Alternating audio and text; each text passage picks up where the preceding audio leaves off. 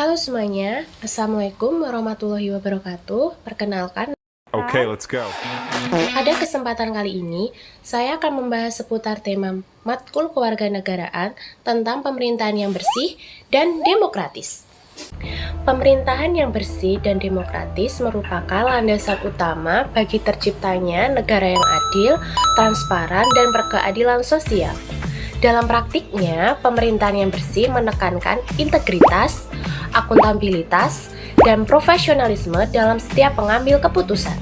Bagi mahasiswa, memahami konsep ini sangat penting karena mahasiswa adalah agen perubahan atau agent of change yang berperan aktif dalam mengawal jalannya pemerintahan dan mengembangkan budaya politik yang sehat.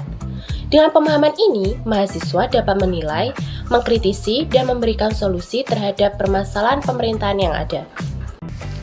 Pemerintahan yang bersih atau clean government adalah sistem penyelenggaraan negara yang bebas dari praktik korupsi, kolusi, dan nepotisme atau sering disebut KKN. Pemerintahan yang bersih menjunjung tinggi etika, moralitas, dan profesionalisme aparatur negara dalam melaksanakan tugasnya. Ciri-ciri pemerintahan yang bersih. Pertama, ada transparansi. Transparansi adalah semua proses pengambilan keputusan dan penggunaan anggaran publik dapat dipantau oleh masyarakat. Yang kedua, ada akuntabilitas. Pejabat publik bertanggung jawab terhadap setiap kebijakan dan tindakannya. Yang ketiga, penegakan hukum yang adil. Semua pihak termasuk pejabat publik tunduk pada hukum. Yang keempat, pelayanan publik profesional adalah memberikan layanan publik dengan tepat waktu, akurat, dan berorientasi pada keputusan masyarakat. Dan yang terakhir ada pengawasan efektif, adalah adanya lembaga pengawas internal dan eksternal, serta peran masyarakat dalam pengawasan kebijakan pemerintah. Manfaat pemerintahan yang bersih. Pertama, meningkatkan kepercayaan masyarakat terhadap pemerintah.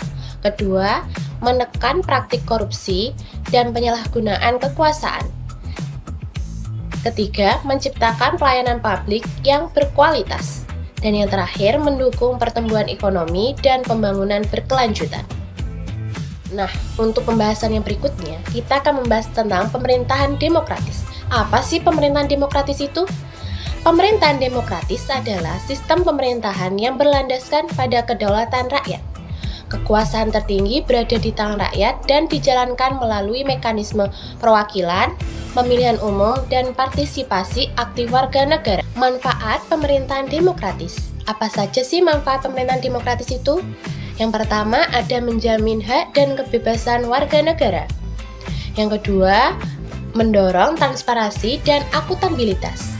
Yang ketiga, memberikan ruang bagi rakyat untuk mengawasi kebijakan pemerintah. Dan yang terakhir, ada mengurangi risiko penyalahgunaan kekuasaan. Nah, saya akan memberikan salah satu contoh praktik pemerintahan yang bersih dan demokratis di desa. Contoh praktik pemerintahan yang bersih dan demokratis dalam penjaringan dan penyaringan perangkat desa di Desa Pringkuku. Desa Pringkuku melakukan yang pertama, tahapan terbuka. Pengumuman pendaftaran disebarkan melalui papan informasi dan media sosial desa. Yang kedua, pemerintah desa melibatkan BPD dan tokoh masyarakat dalam pembentukan panitia seleksi. Yang ketiga, ujian berbasis komputer atau CBT, hasil langsung tampil di layar sehingga tidak bisa dimanipulasi. Yang keempat, panitia independen, terdiri dari perangkat lama, tokoh masyarakat, dan perwakilan kecamatan. Masyarakat dapat menyaksikan hasil ujian langsung di balai desa atau di media sosial Desa Pringkuku. Untuk hasilnya, yang terpilih perangkat desa yang berkompeten, kepercayaan masyarakat akan meningkat. Dari contoh praktik pemerintahan bersih dan demokratis di desa dalam penjaringan dan penyaringan perangkat desa di Desa Pringkuku, yaitu pemerintahan desa yang bersih dan demokratis tidak hanya menciptakan aparatur yang berkompeten, tetapi juga menumbuhkan kepercayaan masyarakat terhadap sistem pemerintahan desa. Penjaringan dan penyaringan perangkat desa yang dilakukan secara transparan, akuntabel, dan partisipatif menjadi pondasi kuat dalam membangun desa yang mandiri, maju, dan berkeadilan. Mungkin hanya itu yang bisa saya sampaikan. Sekian presentasi dari saya. Wassalamualaikum warahmatullahi wabarakatuh.